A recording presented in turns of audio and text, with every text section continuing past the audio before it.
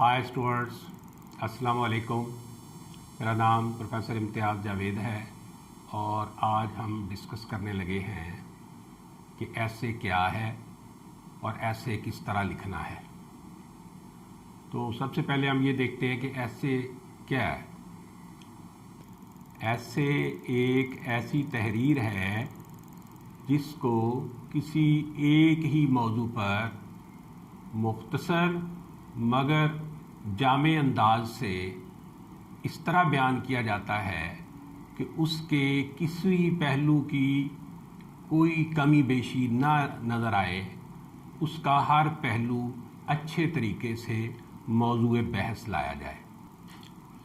ऐसे राइटिंग या मजमून निगारी तकरीबन हर इम्तहान का लाजमी हिस्सा समझी जाती है, ख़ास तौर पे लैंग्वेज के इम्तहान का, और इसके ज़रिए ये जानने की कोशिश की जाती है कि आया जो तालिब इल्म है या जो मजमून निगार है उसको ज़ुबान पर कितना अबूर हासिल है और जो ख़यालात उसने बयान किए हैं उनको वाकई एक सही तरतीब दी है, यानी उसने एक सिस्टमेटिक अरेंजमेंट ऑफ थॉट की सलाहियत दिखाई है या नहीं। जहाँ तक ऐसे की इकसाम का या ऐसे की टाइप्स का ताल्लुक़ है तो ये तकरीबन दर्जन भर हैं, लेकिन हमें आम तौर पर 4 तरह के ऐसे से ज़्यादा वास्ता पड़ता है। वो हैं नंबर 1 डिस्क्रिप्टिव ऐसे, नंबर 2 नैरेटिव ऐसे, नंबर 3 रिफ्लेक्टिव ऐसे और नंबर 4 आर्गूमेंटेटिव ऐसे। नंबर 1 डिस्क्रिप्टिव ऐसे। डिस्क्रिप्टिव ऐसे में हम किसी इंसान, किसी शहर, किसी तारीखी इमारत, किसी मुल्क, किसी परिंदे या पौधे के मुतल्लिक आम तौर पे लिखते हैं, जैसा कि कह लें किसी शख्सियत, किसी आम शख्स पर, जैसे किसी पुलिसमैन पर आप एक ऐसे लिख रहे हैं, किसी डॉक्टर पर ऐसे लिख रहे हैं, या आप जो है किसी लॉयन पर ऐसे लिख रहे हैं, या आप ग्रेट वॉल ऑफ चाइना पर ऐसे लिख रहे हैं, या आप जो है वो जहांगीर स्टोन पर ऐसे लिख रहे हैं, या आप हिरोशिमा या नागासाकी पर लिख रहे हैं। तो इस तरह का जो ऐसे है उसको हम आम तौर पे डिस्क्रिप्टिव ऐसे कहते हैं। दूसरे नंबर पर जो ऐसे हम ज़्यादातर लिखते हैं वो होता है नैरेटिव ऐसे। नैरेटिव ऐसे में आम तौर पर हम किसी माजी या हाल के वाक़े को बयान करते हैं जो हकीकी भी हो सकता है और ख़याली भी हो सकता है। जैसे एन एक्सीडेंट आप लिख रहे हैं, जैसे आप रेलवे जर्नी लिख रहे हैं, जैसे आप किस विज़िट टू स्वात वैली लिख रहे हैं, विज़िट टू हिल स्टेशन लिख रहे हैं। इसके अलावा ये किसी मशहूर शख्सियत की सवाने हयात या बायोग्राफ़ी पर भी हो सकता है। मिसाल के तौर पे कायद आज़म पर हो सकता है, अल्लामा इकबाल पर हो सकता है, मिर्ज़ा गालिब पर हो सकता है, या किसी और इस तरह की बड़ी शख्सियत पर हो सकता है। तीसरे नंबर पर हम रिफ्लेक्टिव एसेज का जिक्र करेंगे। ये रिफ्लेक्टिव एसेज आम तौर पर जो होते हैं इनमें हम तख्लीकी मौज़ूआत को ज़ेर बहस लाते हैं। जैसे हम एजुकेशन के मुख्तलिफ़ पहलुओं को ज़ेर बहस लाएंगे, हम डेमोक्रेसी के बारे में लिख सकते हैं, हम पॉवर्टी के बारे में, ऑनेस्टी के बारे में, या और इसी तरह के जो तख्लीकी किस्म के ख़यालात होते हैं उन पर हम ज़्यादातर लिखते हैं। चौथे नंबर पर जो एसेज की अहम किस्म जिससे हमारा वास्ता पड़ता है वो होते हैं आर्गूमेंटेटिव ऐसे। इनको हम आम तौर पे कंट्रोवर्शियल एसेज भी कहते हैं, और ये ऐसे मौज़ूआत होते हैं जिनके या तो हम हक़ में लिख रहे होते हैं या इनके ख़िलाफ़ लिख रहे होते हैं, या हम इसके हक़ या ख़िलाफ़ दोनों पहलुओं को डिस्कस करते हैं और आखिर में हम कोई ना कोई नतीजा अख्ज़ करते हैं। तो ऐसे एसेज को आर्गूमेंटेटिव एसेज कहते हैं। मिसाल के तौर पे village life versus city life, को एजुकेशन वगैरह। ऐसे हम जब भी लिखते हैं हम देखते हैं कि हमें एसेज में काफ़ी चॉइस दी गई होती है कि इनमें से किसी एक मौजू पर आप ऐसे लिखें। तो ऐसे शुरू करने से पहले मजमून निगार को चाहिए कि गौर से देखें उन सारे मौजूआत को कि कौन सा मौजू ऐसा है कि जिस पर मैं ज़्यादा बेहतर अंदाज से लिख सकता हूँ, जिसके सारे खदोखाल को मैं अच्छी तरह समझता हूँ। इस टॉपिक को अगर मैं शुरू करता हूँ तो मुझे पता है کہ میں نے اس کا آغاز کیسے کرنا ہے، میں اس کے جو نیگیٹو آسپیکٹس ہیں مجھے ان کا بھی پتہ ہے، مجھے ان کے پازیٹیو آسپیکٹس کا بھی پتہ ہے، اور میں کسی نہ کسی نتیجے پر بھی پہنچ سکتا ہوں اور میں بات کو بہتر انداز سے بیان کر سکتا ہوں۔ عام طور پر ہم جب بھی کوئی ایسے لکھنا چاہ رہے ہوتے ہیں تو سب سے پہلے ہم نے آؤٹ لائن بنانا ہوتا ہے۔ آؤٹ لائن بعض ایسیز میں آپ کو ایگزامنر کی ہی ڈیمانڈ ہوتی ہے کہ رائٹ این ایسے ود این آؤٹ لائن، تو وہاں پر تو لازمی طور پہ آپ نے پیپر کے اندر ہی آؤٹ لائن کا بھی ذکر کرنا ہے۔ لیکن اگر آپ آؤٹ لائن نہیں لکھ رہے یا آؤٹ لائن کی آپ سے ڈیمانڈ نہیں کی گئی، تب بھی آپ کے دماغ میں فوراً ایک آؤٹ لائن بننا چاہیے، اس لیے کہ اس آؤٹ لائن کو ہی لے کر آپ آگے بڑھیں گے اور وہ آؤٹ لائن ہی آپ کو ہیلپ کر رہا ہوگا اور آپ آگے بڑھتے چلے جائیں گے اور آپ لکھتے چلے جائیں گے۔ آؤٹ لائن میں سب سے پہلے آپ نے انٹروڈکشن دینا ہے۔ انٹروڈکشن آپ کوشش کریں کہ زیادہ لمبا نہ ہو، مختصر ہو، جامع ہو، جس میں آپ نے جو موضوع آپ ڈسکس کرنے لگے ہیں اس کے تھوڑے بہت خد و خال آپ واضح کر دیں۔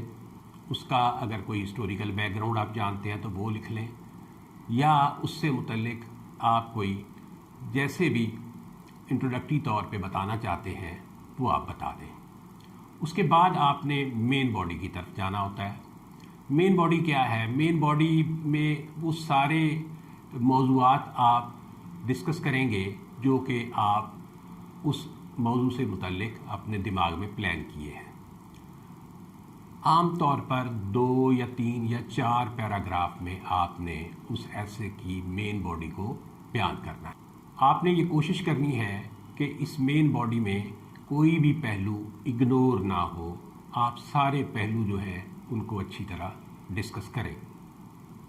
آخر میں آپ نے کنکلوژن نکالنا ہے۔ کنکلوژن کا مطلب یہ ہے کہ جو بھی باتیں آپ نے مین باڈی میں بیان کی ہیں، آپ نے خود اس میں سے کیا نتائج نکالے ہیں، تو وہ آپ نے کنکلوژن میں پیش کرنے ہیں، اور کنکلوژن ہمیشہ بڑا واضح ہو اور بڑا جاندار ہو۔ سب سے امپورٹنٹ بات جب بھی آپ نے ایسے کرنا ہے، اس بات کا خیال رکھنا ہے کہ ایسے کی لینگویج انتہائی سمپل ہو، انتہائی ایزی ہو۔ آپ نے مشکل الفاظ کا چناؤ نہیں کرنا، ایسے الفاظ آپ نے نہیں لکھنے جن کے سپیلنگ مشکل ہوں اور آپ کے سپیلنگ مسٹیک کے امکانات بڑھ جائیں۔ یاد رکھیے گا، جتنی زیادہ ایسے میں آپ غلطیاں کریں گے اتنے ہی آپ کے مارکس کٹتے چلے جائیں گے۔ کوشش کریں کہ کم سے کم غلطیاں ہوں، آسان الفاظ، چھوٹے فقرے، ان کا آپ نے انتخاب کرنا ہے۔ پھر ایک بات جو میں خاص طور پہ یہاں پر آپ کو بتانا چاہوں گا وہ ہوتا ہے کنٹروورشل ایسے، جس میں آپ نے مختلف قسم کے جو پہلو ہیں ان کو ڈسکس کرنا ہے۔ یعنی اگر ایک ایسا آپ کے پاس ٹاپک آ گیا، مثال کے طور پر کو ایجوکیشن آ گیا، اب کو ایجوکیشن ایک ایسا ٹاپک ہے جو ایک کہہ لیں آرگومنٹیٹیو ایسیز میں آتا ہے، جو ایک کنٹروورشل ٹاپک ہے، جس کے حق میں بھی بہت سے لوگ ہیں، جس کے خلاف بھی بہت سے لوگ ہیں۔ کچھ لوگوں کا خیال ہے کہ کو ایجوکیشن ہونی چاہیے، کچھ لوگوں کا خیال ہے کہ کو ایجوکیشن نہیں ہونی چاہیے۔ آپ نے کیا کرنا ہے؟ میں تو آپ کو یہ ایڈوائز کروں گا کہ آپ انتخاب ہی کنٹروورشل ٹاپک کا کریں۔ کنٹروورشل ٹاپک پر ایسے تحریر کرنا بہت آسان ہوتا ہے۔ سب سے پہلے آپ نے اس کا انٹروڈکشن دینا ہے۔ مثال کے طور پہ کو ایجوکیشن ہی ہے تو آپ اس کا انٹروڈکشن دیں کہ کو ایجوکیشن کیا ہے بھائی۔ کو education is a system of education in which boys and girls study together. This system was first of all introduced in Switzerland. Later on it became popular almost all over the world. Arguments differ on the topic. Some people are in favor of co-education. There are other people who are against this system. اس طرح کا آپ نے ایک جو ہے وہ introduction دے دینا ہے۔ پھر اس کے بعد اگلے پیرے میں آپ چلے جائیں گے تو اس میں آپ کیا لکھیں گے؟ اس میں آپ آرگومنٹس ان فیور دے دیں گے۔ اب کو ایجوکیشن کی فیور میں کیا کیا آرگومنٹس ہو سکتے ہیں؟ یہی ہو سکتے ہیں کہ بھئی سوشل گراؤنڈز پر بھی اس کے جو ہیں وہ فائدے ہیں، اس کے اکنامک گراؤنڈ پہ بھی فائدے ہیں، سستا نظام ہے، تھوڑے کالج کھولنے پڑتے ہیں، تھوڑے تعلیمی ادارے جو ہیں وہ کھولنے سے ہی زیادہ تر بچے جو ہیں وہ انہی میں سما جائیں گے، بجائے اس کے آپ کو الگ الگ کھولنا پڑے۔ پھر کیا ہے، جب بچے اکٹھے پڑھ رہے ہیں تو ان میں لڑکے اور لڑکیاں اکٹھے ہیں تو ان میں کچھ نہ کچھ تمیز تہذیب بھی آنا شروع ہو جاتی ہے، وہ ایک دوسرے کا خیال کرتے ہیں، لحاظ کرتے ہیں، ایک دوسرے کے ساتھ ان کا تعلیمی کمپٹیشن شروع ہو جاتا ہے۔ اس طرح کی آپ جو بھی پازیٹیو باتیں آپ سمجھتے ہیں کہ ان کی پڑھائی کے لیے یہ چیز جو ہے وہ کتنی اچھی ہو سکتی ہے کہ جو اسٹوڈنٹ جن ٹاپکس کو بہتر سمجھتا ہے وہ دوسرے کے ساتھ ڈسکس کر سکتا ہے۔ اسی طرح میل اور فیمیل جو اچھے ٹیچرز ہیں ان کو کوچنگ میسر ہو سکتی ہے۔ یہ ساری باتیں آپ اس طرح سے ڈسکس کریں۔ اس کے بعد آپ آرگومنٹس اگینسٹ کو ایجوکیشن آپ بتا سکتے ہیں کہ اس کے خلاف کیا کیا دلائل دیے جا سکتے ہیں۔ جو دلائل کو ایجوکیشن کے خلاف جاتے ہیں آپ وہ بیان کر سکتے ہیں، ایون انہی دلائل کو آپ چاہیں تو ریفیوٹ کر سکتے ہیں۔ اگر ہم یہ سمجھتے ہیں کہ کو ایجوکیشن جو ہے وہ بڑا سستا نظام ہے، اس لیے کہ ایک ہی اسکول کالج میں لڑکے اور لڑکیاں اکٹھے پڑھ سکتے ہیں، تو آپ یہ بھی کہہ سکتے ہیں کہ جناب یہ کہاں سے سستا ہو گیا، جب آپ نے ایٹ اے ٹائم کئی اسکول کھولنے ہیں، کئی کالجز کھولنے ہیں، تو کچھ لڑکوں کے لیے ہو سکتے ہیں اور کچھ لڑکیوں کے لیے ہو سکتے ہیں۔ اور اسی طرح آپ بتا سکتے ہیں کہ بھائی یہ کوئی اتنا بھی جو ہے فائدہ مند نظام نہیں ہے، لڑکیاں جو ہیں وہ صحیح طریقے سے اپنی سوشل ایکٹیویٹیز جو ہے یا جو سپورٹس یا اور اس طرح کی ایکٹیویٹیز ہیں وہ لڑکوں کے سامنے جو ہے وہ سارا کچھ نہیں کر سکتی وغیرہ وغیرہ۔ تو یہ آپ نے اس کے حق میں بھی بولنا ہے، آپ اس کے خلاف بھی بولنا ہے، یعنی وہ لوگ جو حق میں دلائل دیتے ہیں وہ کیا دیتے ہیں، وہ لوگ جو اس کے ٹاپک کے خلاف دلائل دیتے ہیں وہ کیا دیتے ہیں۔ تو اس کے بعد آپ نے آگے کیا لکھنا ہے، آگے آپ لکھیں گے کہ کنکلوژن کیا ہے آپ کا، کنکلوڈ کیا کرتے ہیں آپ اس ساری باتوں کو دونوں طرف کی دلیلوں کو سن کر، اور ایک کنکلوژن کا پیرا دے دیں گے اور آخر میں آپ اپنے سجیشن دے سکتے ہیں، تجاویز دے سکتے ہیں۔ تو گویا ہم نے ایک کنٹروورشل ٹاپک کو کس طرح ڈسکس کیا ہے کہ ہم نے اس کا انٹروڈکشن دیا ہے، ہم نے آرگومنٹس ان فیور دیے ہیں، ہم نے آرگومنٹس اگینسٹ دیے ہیں، ہم نے کنکلوڈ کیا ہے اور ہم نے سجیشنز دیے ہیں۔ تو یہ ایک طریقہ ہے، اور میں سمجھتا ہوں کہ کنٹروورشل ٹاپک کو اٹیمپٹ کرنا بہت ہی آسان ہوتا ہے۔ جو باتیں آپ کے دماغ میں ہیں، جو اس کے حق میں ہیں، وہ آپ بتا دیں کہ بھئی ایک طبقہ ایسا ہے جو یہ دلیلیں دیتا ہے اس کے حق میں۔ جو باتیں اس کے خلاف آپ کے دماغ میں جاتی ہیں آپ بتائیں کہ بھئی ایک طبقہ ہے جو ان گراؤنڈز پہ اس بات کی مخالفت کرتا ہے، اور اس کے بعد آپ نے کنکلوڈ کیا ہے اور سجیشن دے دیے۔ تو آسان ترین کام ہے ایک کنٹروورشل ایسے کو اٹیمپٹ کرنا۔ اس کے بعد میں ایک اسٹوڈنٹس کا اہم مسئلہ بھی زیر بحث لاتا ہوں۔ اکثر اسٹوڈنٹس کہتے ہیں کہ ہم نے 10 ایسے تیار کیے تھے، 15 ایسے تیار کیے تھے، 18 ایسے تیار کیے تھے اور ان میں سے ایک بھی نہیں آیا، تو ہمیں کوئی ایسا گر بتائیں کہ جو بھی ایسے آئے ہم اس کو اٹیمپٹ کر لیں۔ تو گر والی بات اس میں سمپلی یہی ہے کہ جب بھی آپ امتحان دینے کے لیے تیاری کر رہے ہیں آپ کو پتہ ہونا چاہیے کہ اس وقت کرنٹ ایشوز کیا چل رہے ہیں، ایکسپیکٹڈ ایشوز کیا ہو سکتے ہیں کہ جن پر کوئی ایسے آ سکتا ہے۔ اس کے علاوہ آپ کو سائنس سے ریلیٹڈ تمام ایسیز جو ہیں وہ آپ نے پڑھے ہونے چاہیے، ایجوکیشن سے ریلیٹڈ ایسیز آپ نے پڑھے ہونے چاہیے۔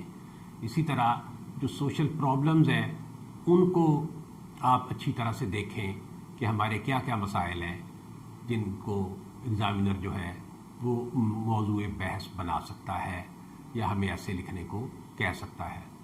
بعض اوقات ایک ایسا عنصر بھی آتا ہے، بعض اوقات ایگزامینر بھی اسٹوڈنٹس کے ساتھ زیادتی کر جاتے ہیں، پتہ نہیں ایگزامینر کے بھی دماغ میں کس طرح کا فطور آ جاتا ہے کہ اتنا مشکل ٹاپک جو ہے وہ دیتے ہیں کہ اسٹوڈنٹس نے یا تو کبھی سنا ہی نہیں ہوتا اور یا ان بیچاروں کو وہ اٹیمپٹ کرنا ہی نہیں آتا۔ تو ایگزامینر کو بھی سوچنا چاہیے کہ وہ کوئی ایسا موضوع دے جس پہ بچہ آسانی سے کچھ نہ کچھ تحریر تو کر سکے۔ آگے آپ کی اپنی مرضی ہے کہ آپ اس کی تحریر سے اندازہ لگا لیں کہ آپ نے اس کو کم نمبر دینے ہیں یا زیادہ دینے ہیں، لیکن کم از کم یہ زیادتی نہیں ہونی چاہیے کہ اسٹوڈنٹ کو اتنا مشکل موضوع دیا جائے کہ وہ اٹیمپٹ کرنے سے ہی قاصر ہو۔ پھر ایک اور چیز جو ہمارے ہاں بہت زیادہ ہے، ماسٹر ایسے یا ایسا ایک ایسے کہ ایک ہی ایسے ہو اور کئی موضوعات کے تحت اس کو لکھا جا سکے۔ میں ذاتی طور پہ ایسے کے حق میں نہیں ہوں، کیونکہ ہوتا کیا ہے کہ بچہ ایک ہی ایسے تیار کر کے تو جناب ایگزامینیشن ہال میں چلا جاتا ہے، اور اگر وہ آ بھی جائے کسی نہ کسی موضوع کے تحت تو وہ اس طرح کے گول مول فکرے ہوتے ہیں کہ ایگزامینر سمجھ جاتا ہے کہ اس نے ایک ہی ایسے تیار کیا تھا اور یہ سارے فکرے جو ہیں وہ اس ٹاپک کے ساتھ ریلیٹڈ نہیں ہیں، لہذا ایگزامینر آپ کو زیادہ اچھے نمبر نہیں دے گا۔ اگر آپ نے ماسٹر ایسے تیار کرنا ہے یا ایک ایسا ایسے تیار کرنا ہے جو ملٹیپل ٹاپکس کے تحت لکھا جا سکے، تو آپ نے یہ کرنا ہے کہ آپ میں اتنی صلاحیت ضرور ہو کہ ان فقرات کو، ان سینٹنسز کو آپ اس طرح سے لکھیں کہ آپ بہت سا میٹیریل اپنے پاس سے بھی اس میں ڈالنے کی صلاحیت رکھتے ہوں۔ اگر آپ میں صلاحیت ہے کہ اس گیون ایسے میں جو یا گیون سینٹنسز میں جو کہ آپ نے یاد کیے ہیں، اگر تو آپ ان میں کافی مواد اپنے آپ ڈال سکتے ہیں، اپنے طور پہ شامل کر سکتے ہیں، تو آپ اس میں سے بہتر نمبر لے لیں گے، ادروائز آپ کو اچھے نمبر نہیں ملیں گے۔ تو میری یہ ایڈوائس ہے کہ پہلی آپ کی پرائرٹی یہ ہونی چاہیے کہ کسی ایسے کا انتخاب کریں جو آپ نے تیار کیا ہوا ہے یا اس پر آپ کو بہتر نالج ہے، اور اگر ایسی صورتحال سے آپ کا سامنا ہے، آپ کو کوئی بھی ایسے پیپر میں نہیں آیا جو آپ نے تیار کیا تھا، البتہ وہ ماسٹر ایسے سے ریلیٹڈ کوئی ایسے آ گیا ہے، تو آپ نے اس کو اس طرح تحریر کرنا ہے کہ آپ نے وہ جو گیون سینٹنسز آپ کے دماغ میں ہیں، ان میں گیون ٹاپکس سے ریلیٹڈ آپ فکرے چھانٹیں، کیونکہ اس بات کا امکان ہے کہ وہ ایسے جو ہے وہ سوشل نہیں ہے، لیکن ادھر آپ کے جو فکرے ہیں ان میں وہ سوشل ہے، یا وہ ایسے جو ہے وہ اکنامک نہیں ہے اور آپ کے فکروں میں وہ اکنامک ہے، یا اسی طرح کی کوئی اور تحریر ہے۔ تو آپ نے سب سے پہلے اس بات کی گہرائی تک جانا ہے کہ یہ ایسے کسی سوشل ٹاپک پہ ہے، یہ ایسے کسی کرمنل ٹاپک پہ ہے، یہ ایسے جو ہے یہ کسی اکنامک ٹاپک پہ ہے۔ تو جو سوشل یا کرمنل یا اکنامک ٹاپکس ہوں گے انہی سینٹنسز کو ہی آپ لیں گے، نمبر 1۔ نمبر 2، آپ میں صلاحیت ہو کہ آپ انٹروڈکشن جو ہے وہ بڑا سوچ سمجھ کے لکھیں، اس کے علاوہ جو مین باڈی ہے اس میں بھی آپ اپنے طور پہ ضرور اس بات کا جو ہے تعین کریں کہ کیا کیا سٹارٹ میں نے لکھنا ہے، اور اگر آپ کسی کوٹیشن کو بھی اس میں ایڈ کر دیتے ہیں جو ریلیٹڈ ہو، نان ریلیٹڈ کوٹیشنیں نہیں ڈالنی۔ اکثر بچے بہت کوٹیشنز ڈالتے ہیں اور ان میں سے کئی نان ریلیٹڈ ہوتی ہیں جو ایگزامینر کو پسند نہیں آتی۔ ایسا کوئی کام آپ نے نہیں کرنا، آپ نے کوئی ایسا محاورہ، کوئی کوٹیشن یا کوئی ایسی اور چیز جو آپ سمجھتے ہیں کہ ڈائریکٹلی ریلیٹڈ ہے، آپ وہ اس میں ڈالیں، اس کا آپ کو یقیناً بینیفٹ ہوگا۔ اور اس کے علاوہ میں کچھ فکرے بھی ضرور آپ کو بتا دیتا ہوں جو آپ کو ملٹیپل ایسے کے طور پہ کام آئیں گے، لیکن میں ساتھ یہ ایڈوائز ضرور کرتا ہوں کہ صرف انہی سینٹنسز پہ آپ نے ڈیپینڈ نہیں کرنا۔ اگر تو آپ میں یہ صلاحیت ہے کہ ان فکروں کو موضوع کے مطابق نہ صرف آپ تبدیل کر سکتے ہیں بلکہ موضوع سے ریلیٹڈ کچھ ایکسٹرا فکرے بھی ڈال سکتے ہیں، تب آپ جو ہے وہ اس موضوع پر لکھیں۔ تو یہ فکرے میں کچھ آپ کو بتا رہا ہوں، یہ آپ کو مشکل وقت میں کام آ سکتے ہیں، لیکن بارہا کہہ رہا ہوں کہ صرف انہی پہ آپ نے ڈیپینڈ نہیں کرنا، آپ نے کچھ اور چیزیں بھی اس میں شامل کرنی ہیں، تبھی آپ اچھے مارکس حاصل کر سکتے ہیں۔ تو آپ نے اس بات کا خیال کرنا ہے کہ آیا کہ یہ صرف سوشل لیول ہے یا یہ کوئی جو ہے وہ اکنامک ایشو ہے، تو اس کے مطابق آپ جو ہے وہ سینٹنسز اپنے لکھیں گے۔ تو چلیے ہم شروع کرتے ہیں۔ سب سے پہلے ہم اس کا آؤٹ لائن لکھیں گے۔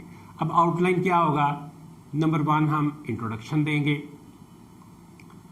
انٹروڈکشن کے بعد ہم لکھیں گے فیکٹرز بیہائنڈ، اور آگے لائن لگی ہے جس کا مطلب یہ ہے کہ فیکٹرز بیہائنڈ آپ نے کرپشن لکھنا ہے یا انفلیشن لکھنا ہے یا پاورٹی یا ان امپلائمنٹ، یہ جو بھی ٹاپک ہے، جہاں بھی لائن لگی ہوگی اس میں آپ نے اس ٹاپک کو لکھنا ہے جو اوپر بیان کیا گیا ہے.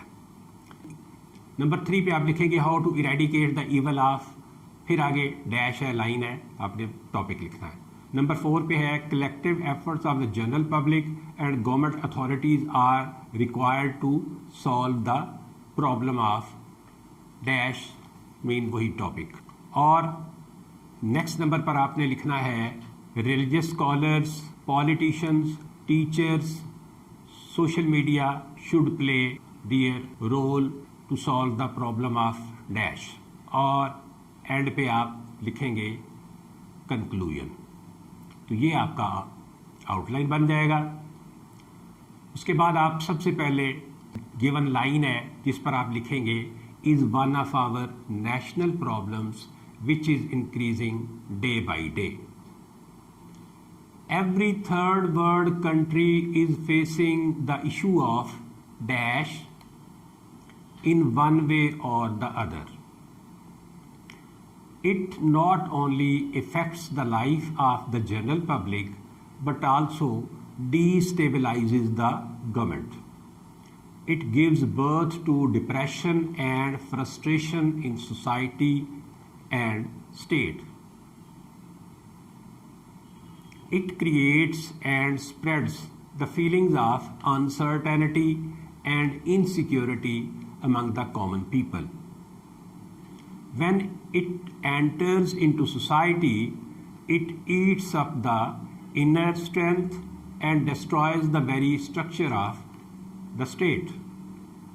The factors behind dash are illiteracy, poverty, corrupt government machinery, social injustice, and dishonest police and judicial officials.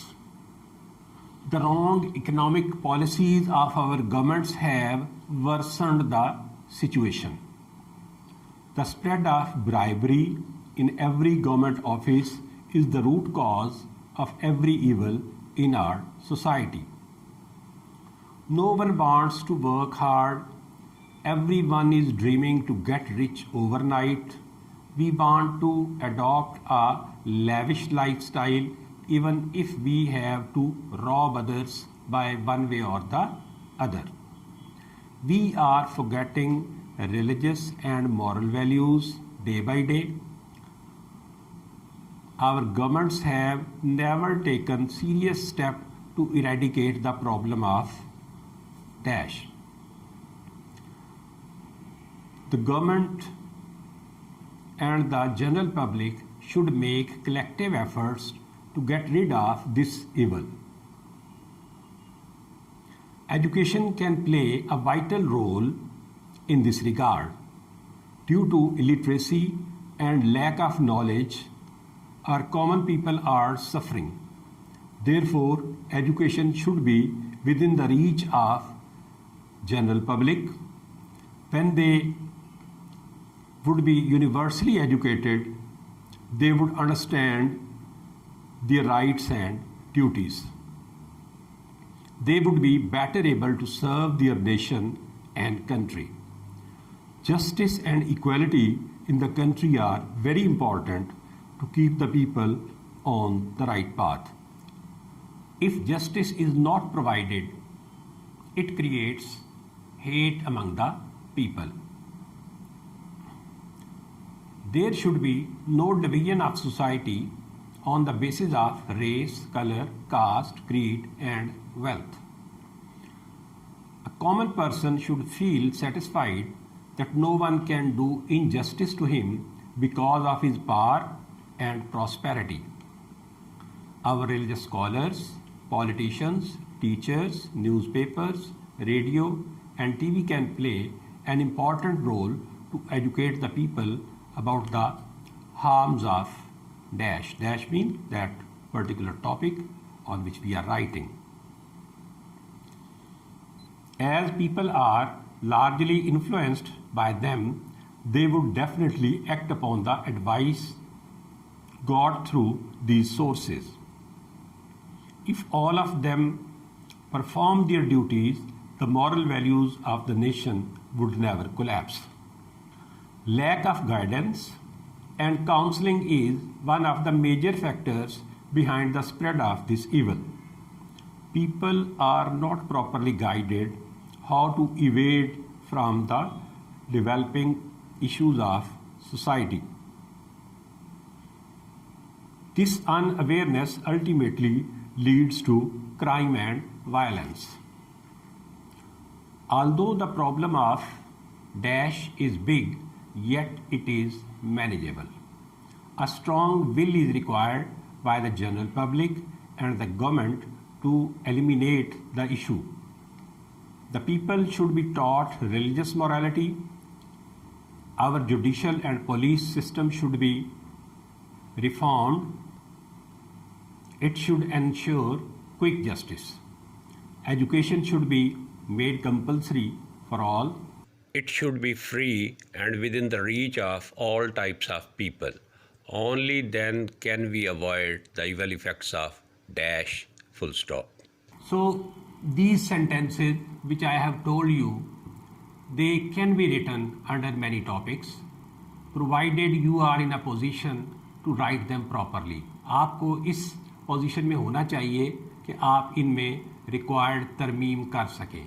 आपको पता होना चाहिए कि कौन कौन से फ़िक्रे जो हैं वो मेरे टॉपिक के मुताबिक हैं, उनको मैं लिख लूँ. कुछ ऐसे भी यकीनन फ़िक्रे होंगे जिनको आपको निकालना होगा आपके टॉपिक के हिसाब से, वो सही एडजस्ट नहीं होंगे. फॉर एग्ज़ाम्पल अगर स्मगलिंग का एक इशू है तो स्मगलिंग एक क्राइम है.